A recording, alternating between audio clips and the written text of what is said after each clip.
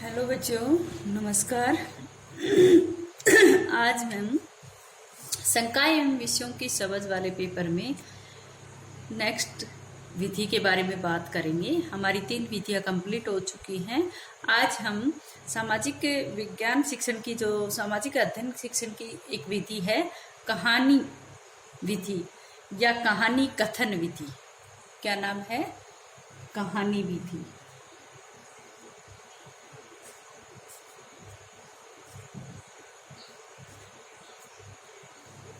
कहानी विधि जिसको कई नामों से जाना जाता है, जैसे उसको कथन विधि भी कहते हैं। कहानी कथन विधि या कथन विधि, या फिर कहें कि कहानी कथन विधि।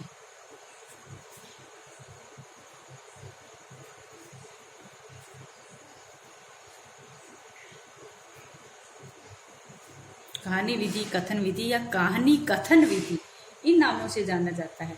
और इसका अर्थ क्या होता है भाई? कहानी विधि क्या होती है? आप सभी जानते हो। कहानी का मतलब होता है किसी कथन से संबंधित, यानी कि कहानी कथन का अर्थ है कहानी कहना अथवा सुनना।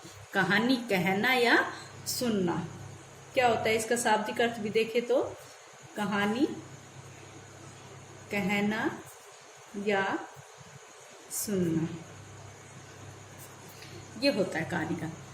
तो अब यहाँ पर आता है कि कहानी कथन विधि, यानी कि कहानी विधि का मतलब क्या होता है भाई? मतलब यही होता है कि किसी भी प्रकार की किसी भी विषय वस्तु को कहानी के माध्यम से प्रस्तुत करना है, कहानी के माध्यम से सुनाना। और ये जो विधि है, ये कहानी कहने अथवा सुनाने से जो क्या होता है कि जो विषय वस्तु होती है उसकी ऐसी विषय वस्तु जो सूक्ष्म हो या उसका जटिल अर्थ हो, तो उसको हम सरलता से कहानी के माध्यम से बालकों को पढ़ा सकते हैं और बालक भी सरलता पूर्वक उसको क्या करेंगे? समझ सकेंगे। ठीक है। तो कहानी कथन विधि या कहानी विधि का मतलब यही होता है कि विषय वस्तु के जो भी टिपिकल पार्ट है या फिर जो सूक्ष्म और जटिल है, उनको हम कहानी के माध्यम से इतना सरल कर देंगे, इतनी सरल लैंग्वेज में हम बच्चों को सुनाएंगे कि वो विषय वस्तु को सुगमता से सीख पाए।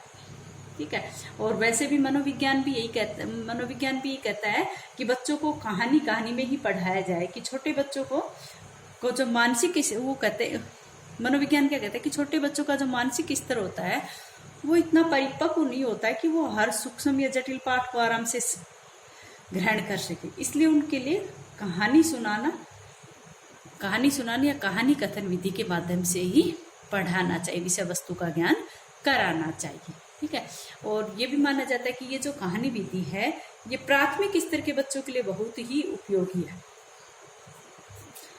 प्राथमिक स्तर के बच्चों के लिए, या फिर कहें कि प्राथमिक स्तर के सामाजिक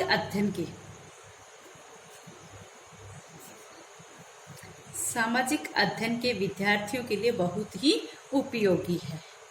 और अपने जो दार्शनिक हैं प्लेटो ने भी यही बात कही है।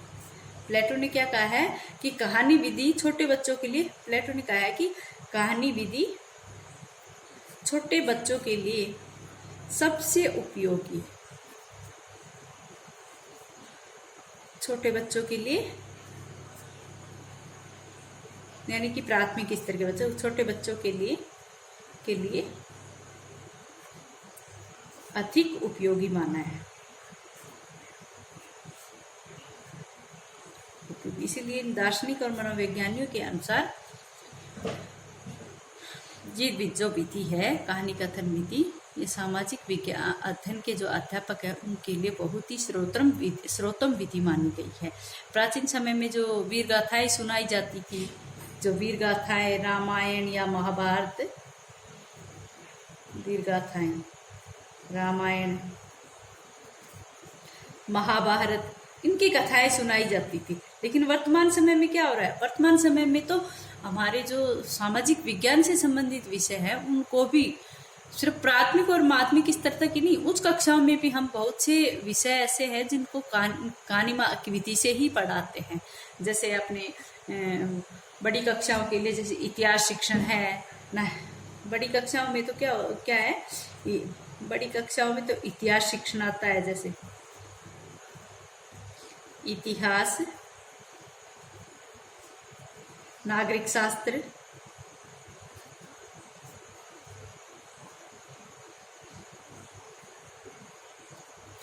नागरिक शास्त्र, अर्थशास्त्र है, बड़ी कक्षा में है ये सब, अर्थशास्त्र है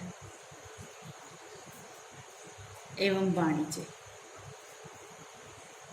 वाणिज्य के लिए आजकल किस विधि, वाणिज्य के लिए आजकल कहानी कथन विधि का ही प्रयोग किया जाता है। पहले प्राचीन समय में तो भाई वीर कथाएं थी, रामायण है, महाभारत है, देशभक्ति या जीवनी आदि है, वो उसको अध्यापक क्या करता, कहानी के माध्यम से ही सुनाता था। लेकिन वर्तमान समय में तो अपने जो बड़ी कक्षाएं उनमें तो इतिहास है, नागरिक शास्त्र है, अर्थशास्त्र है, वाणिज्य के विषय को भी इसके माध्यम से पढ़ाया जाता है। लेकिन छोटी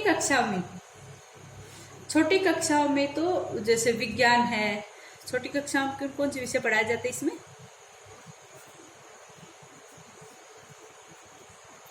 छोटी कक्षाओं में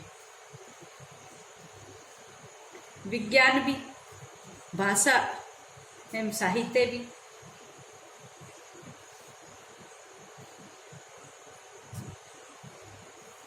भाषा या भाषा साहित्य या कोई भी सामाजिक विषय है, भाषा विज्ञान, भाषा या सामाजिक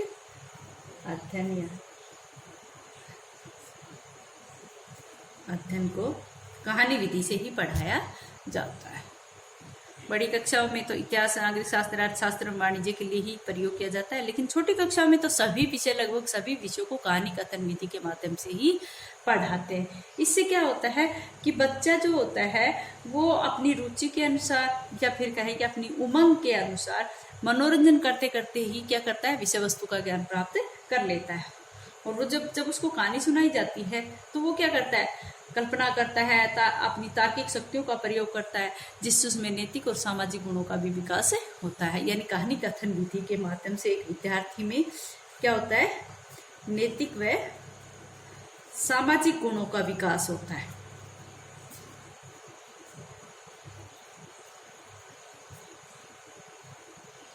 सामाजिक गुणों का विकास होता है कहानी विधि से। कहानी विधि से एक विद्यार्थी में नैतिक व सामाजिक गुणों का विकास होता है। क्यों होता है? क्योंकि वो अपनी रुचि के अनुसार, अपनी इच्छाओं के अनुसार विषय वस्तु को ग्रहण कर रहा है, कि उसको मनोरंजन के माध्यम से ही पढ़ाया जा रहा है। जो टिपिकल पार्ट है उनको वो कहानी के माध्यम से पढ़ रहा है, समझ रहा है, वो कल्पना कर रहा है, वो तर्क वितर्क भी कर रहा है। तो इससे उस बच्चे में क्या आएंगे, सामाजिक और नैतिक गुणों का विकास होगा। अब आता है कुछ परिभाषाएं तो मैं आपको नोट्स के माध्यम से पहुंचा दूं। अब आ जाओ कहानी के तत्व।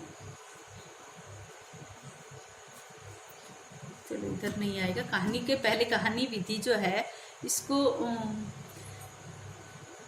इसका अर्थ समझ लो। कहानी विधि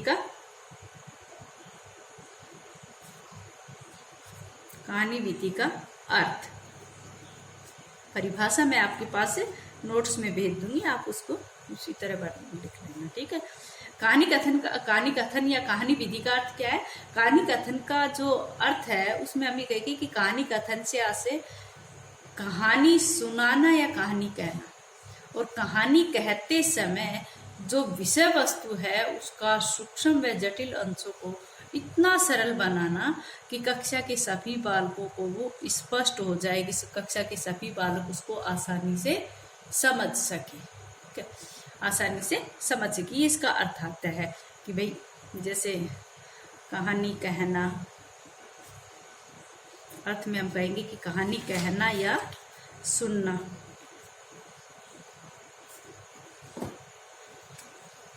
कहानी कहना या सुनना, या फिर कहानी कहते समय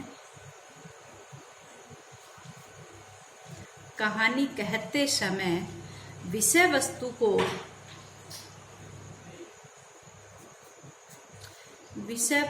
के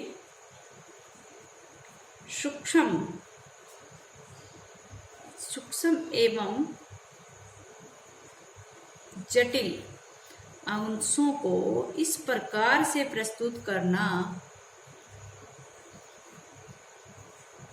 इतना सरल बनाना या इस प्रकार से प्रस्तुत करना बनाना ताकि कक्षा के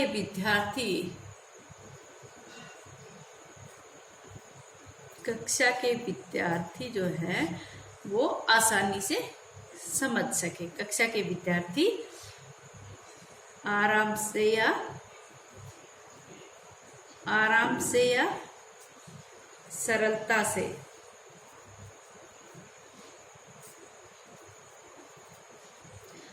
विषय वस्तु को